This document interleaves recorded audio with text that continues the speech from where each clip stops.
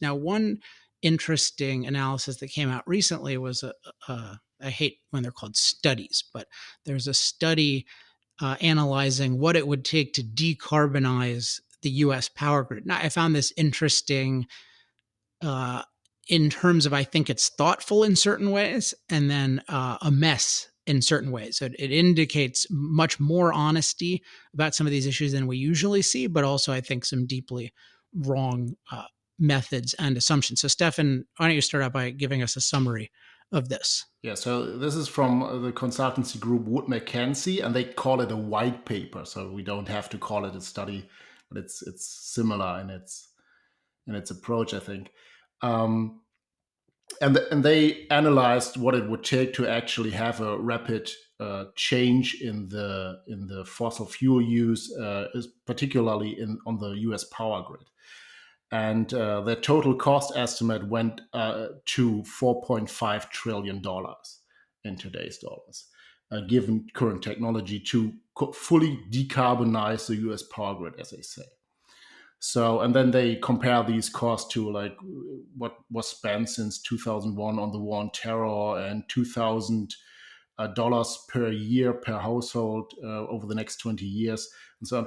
And so, one thing that immediately stood out at me is like a lot of people will say, well, $4.5 trillion is certainly a respectable amount of money, but it's not unheard of. It's not like the deficit is that small. Um, and we can just wipe the federal debit card a couple of times more and then we would be good. And so I would caution against that number, because that there are elements in this that cannot be done in the time frame proposed, like 2030, even 2040. And then this is a sort of rather vague central planning approach, and in a sense this white paper um, was vague on the methodology on how they got there. So I would be very cautious. I think they underestimate the absolute cost in this. Although they have some reasonable assumptions. So, for example, they have a supply chain cost escalation factored into that. So, if we ramp up a lot of production in solar and wind and infrastructure and so on, of course, like the raw materials will get more expensive if you produce a lot of on the spot demand and so on. So that it's not totally unrealistic, but I would still caution against this number. Yeah. Oh, let me say one thing about this number and what I think is a flaw in energy thinking in general, which is that often thinking about energy proceeds, it talks about future energy in these different hypothetical scenarios of not using fossil fuels as if, okay, we're where we are now. And then, oh, should we take path A or path B? And when people are thinking even of $4.5 trillion, there's all sorts of issues of how do you quantify that kind of thing. But they think about $4.5 trillion in the context of the fossil fueled, very productive world that works really, really well and that was built around fossils. And you think, okay, in that world, yes, you can spend $4.7 trillion and what that means in this world. But you have this fundamentally functioning and very high functioning energy economy.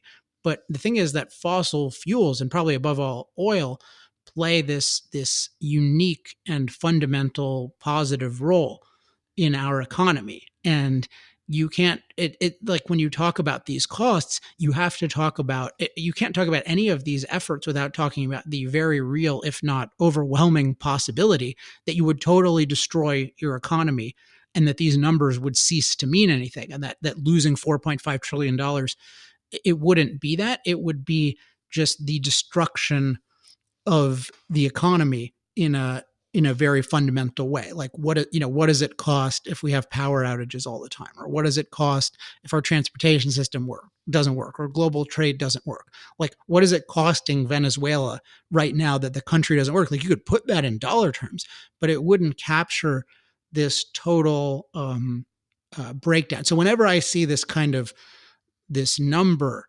it's not representing the reality, including, like, you'd have to, if you're talking about something like this and this kind of goal, you would have to have some sort of huge, almost infinite downside possibility. And it's interesting that people do this with climate with, I think, much less plausibility, but not with economics. Like, they won't say, oh, well, like, here are the 50 million things that could go wrong with this kind of unprecedented government planning trying to replace this incredibly intricate energy system that has been built with fossil fuels and free markets, and we're going to replace that with, the equivalent of Ocasio-Cortez and 100 advisors.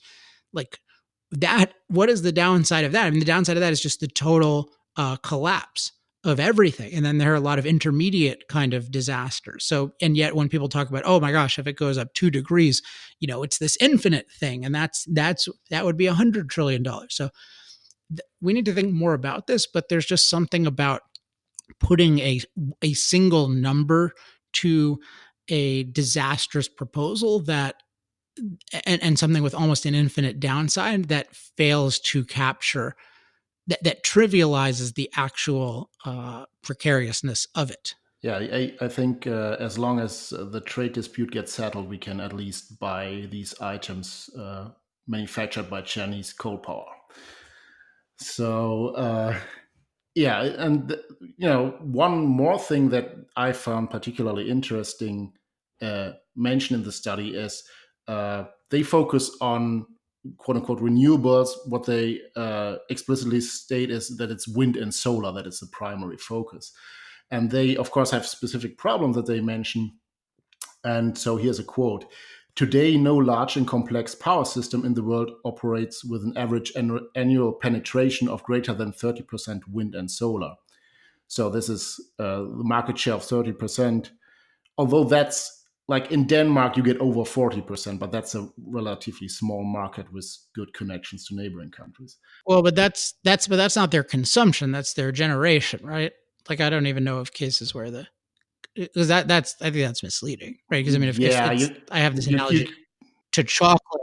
Like if you say, okay, well, like Denmark, I mean, like if you say like Belgium produces 40% of its calories from chocolate, that doesn't mean that the Belgian population is eating 40% of their calories from chocolate. It just means they can produce something and then yeah, a whole bunch of other people can consume it in much lower percentages, but then that's going to set a limit on what other countries can produce. And so if you're trying to get the idea, oh yeah, well we can eat 40% chocolate or 100% chocolate because Belgium is doing it, like that's totally wrong. So what we've seen in studying Denmark is that it's something like 40% generation is wind, but it's some very small percentage of consumption, and then that generation has to be spread over all sorts of people. So I don't know of any situation. I mean, maybe you do, but where it's even 30. There's just all these fallacies here, but where it's actually 30% of use or consumption is wind and solar. Yeah, so you can see the Danish grid in isolation. So it's yeah, you're right. It's not you can't just count like this. But I don't have an example where it's really high. Actually, I know Iceland has a lot of hydropower and gets close to 100 from non-fossil fuel in electricity, but that's the only big exception. Of course, nuclear in France. These are the two big non-fossils. Um, so and then they go on and say like current evidence shows that large and complex power systems tend to reach 25% wind and solar market penetration with relative ease, assuming fundamental natural resources and grid infrastructure prerequisites. So that means there's a lot of wind and solar available, and then you have a lot of conventional power plants and a sophisticated power grid to manage that intermittent energy. And then I say beyond that point, operational and cost complexities progressively multiply in large part due to the intermittent nature of renewables. That's something that we've mentioned a lot on Power Hour. The total cost to the system from wind and solar actually go up with the share of generation, right? So with 5% solar, you don't have much of a problem. 95% of your entire system can back that up. When the sun is not shining, it can ramp up something. And then when the sun shines a lot, you can, slow down your coal power plant like a couple of percent. But if you reach high percentages, these costs get more and more problematic. You need more transmission lines. You need, some ramping capacity. You need more natural gas turbines that can ramp up and down and accommodate the gluts or shortfalls on short notice and so on. And that's a very fundamental thing, and that is something I believe a lot of people underestimate in the complexity of a power grid So context. one thing is this point you made it. So this is an example of where I think this white paper has some honesty to it. It's not just this kind of evangelism. It's showing, hey, there's a real problem with these intermittent sources because if they're just a small percentage, then it doesn't cost you that much to deal with them. But then if they become a larger and larger percentage, then it creates all sorts of problems, and that becomes costly. Like that's a good. So I just want to highlight. I think that's a more kind of rational thing, and it's good at least in this case that it's happening, and you would like to see that more. I mean, you'd like to see it to the point where people are acknowledging the intermittency problem in Democratic presidential debates. Yeah. Um, yeah, I doubt any one of them has read it. Um, so then I give another quote here that's also interesting. The amount of reliable capacity needed to backstop renewable intermittency ranges from near 100% back up to no backup. So you have to have something that can ramp up from 0 to 100. So in the case of Denmark, you sometimes get over 100% of generation compared to demand. And then these 40% need to go somewhere outside the country. And then you have, of course, days where the wind isn't blowing at all. So 100% of wind capacity is almost useless. And then you need someone else to deliver that. And so that's here from range from 100% to no to 0%. And then later they say a vicious cycle emerges as wind and solar penetration increases without storage support, and inadequate backup capacity raises grid resiliency concerns. So this is, I do believe that if Denmark was cut off from neighboring countries, including Germany, which are much larger and have excess capacity in power generation, they would probably have 24/7 blackouts at this point. I don't think they have enough reserve capacity to run their grid on their own year round. Um, and another important point here is in the absence of energy storage, installed capacity of wind and solar must increase exponentially to provide sufficient reserve margins for a large and complex power system, dramatically increasing system costs and introducing massive generation inefficiencies. So this is again a point where the higher the percentage of wind and solar on the grid, the exponentially higher the cost become, because absent cheap storage, you have to balance the grid demand and supply instantaneously. You can't just overbuild the capacity and then just it just works. You have to handle the gluts, the overproduction, the excess production that they randomly generate, and then you also have to manage the shortfalls, and that's I don't get this. I don't get this argument though, because they're saying. I mean, I don't get what seems to be what they're saying, because in the absence of energy storage, installed capacities of wind and solar must increase exponentially to provide sufficient reserve margins. So if you think about it as, we've talked about, say, the example of Germany, and sometimes it's dark, calm, and you're near zero solar wind production, and then other times it's bright and windy, and then you're high. So what if you just keep increasing the number of facilities, in the same place, then you're just going to get these very higher peaks but lower valleys. But the valleys aren't going to be able to remotely handle the need, and then you're going to have too much power a lot. So what are they saying that you need to? When they say it's going to increase exponentially, are they talking about you need to build facilities in some distant place to offset it? Yeah, so that's where the white paper actually is a bit vague and doesn't really show how they mean it. But I think the general idea is, and that's what I get from other approaches, is that you essentially overbuild the capacity massively in one place, and that place then can, with sufficient transmission capacity, uh, support a neighboring region if it has a shortfall. So you increase the capacity massively, overbuild in every region, and the idea is in some regions there will be sun and or wind available, and then you can shift around. But for this to work, of course, you need massive access capacity so that any given region can back up the other regions that have a shortfall. And whether that's realistic or not depends on the actual region and the weather patterns present there. So I know from Central Europe that there can be these dark calms or dark doldrums, where there's no wind and no sun for maybe about a week or so. So you would need that kind of backup or a transmission line. I don't know, from the Northern Sahara or, or Yeah, I mean, this is all. I, I get fatigued with these things sometimes because it's such a scam. Like this whole idea, and maybe we can connect this to the point of why the hell are you focused on 100% yeah. renewable? Like it makes no sense as a goal. It's the most dogmatic. I mean, I can't think of, I just have to say synonyms for dogmatic that are equally derogatory. I mean, stupid. I mean, can you imagine that you're trying to reduce emissions and then you're focused on these renewables, which are hugely dependent on fossil fuels anyway for any foreseeable future, and then you're ignoring nuclear, and then you're creating all these situations where it needs to be 100%.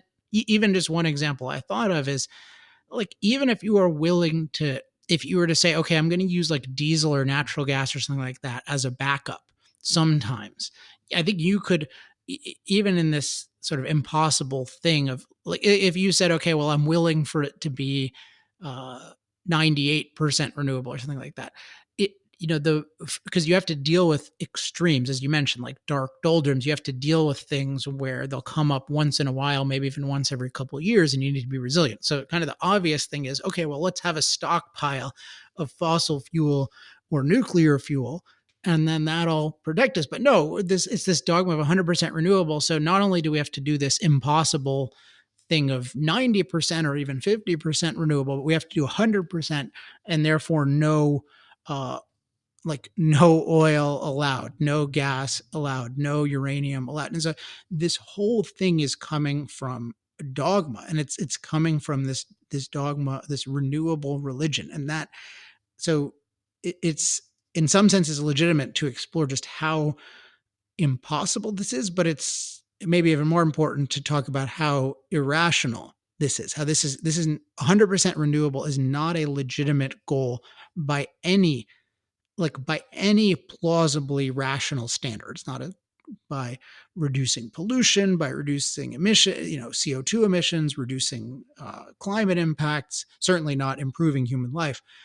It's a completely irrational thing. So to have all of these smart people obsessed with, yeah, how can we build 100% renewable? Like, what are they worried about? That we're going to run out of nuclear in 10,000 years? It's just you're sacrificing people today to nothing, to just this idea of, oh, I want to be able to put the stamp of renewable on what I'm doing, or at least what I pretend to plan to be doing.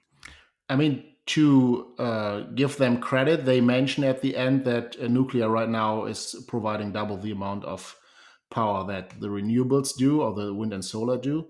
And but it's of course any legitimate analysis or any legitimate policy plan would have to start with, you know, as a centerpiece, how can we do something with nuclear where we know it works, where we know we have the technology, and where we know we just need to do it in a way that we can actually afford it. And that would have a shot at replacing substantial amounts of fossil fuels.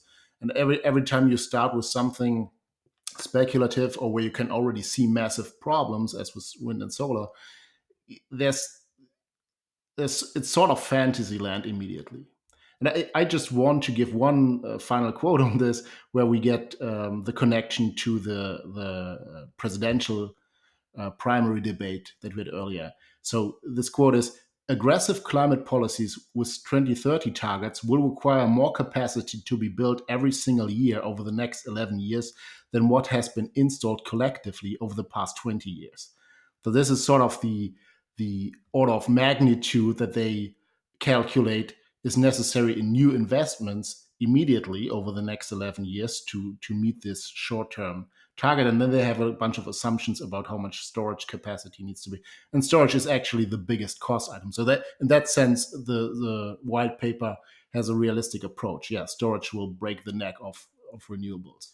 Yeah. So just as we're wrapping up today, I just want to try to give a positive alternative, which we talk about, which is that we should always be clear on our goal, which serves as the standard by which we evaluate different kinds of technologies and decisions.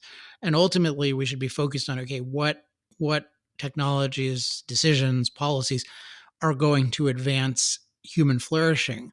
And that means you really need to look objectively at the role that fossil fuels plays in our lives, both the benefits and the side effects, and recognize that it is this unique and fundamental and overwhelmingly positive role. And I think it's very helpful to put it in the category of things like vaccines and antibiotics and even steel, where the the level of energy production, it's really, fossil fuels, they constitute a universal fuel, so they can produce energy that's affordable and reliable and scalable, to billions of people, and versatile, that can serve any kind of energy need. And there's not or power need, and there's not any other technology that can do that. And certainly that is doing that now. All the others are extremely, you can think of them as niche fuels. They're very dependent in significant ways on fossil fuels, and probably above all oil, which is just the ultimate mobile fuel that really has no equivalent for so many uses. And so we have to recognize, yeah, this is an indispensable part of our unprecedented level of human flourishing. And we should be extremely suspicious of these claims that, oh, well, it can be replaced in a decade or two or three or four. Like, and even if we think, yeah, there are a bunch of problems associated with it, like, okay, but that doesn't mean that uh, you can actually replace it. And on the level of somebody saying, yeah, well, I think we can stop using antibiotics in 10 years or 20 years. Like, that should be viewed as very, very dubious. And you want people to prove it rather than force it on you.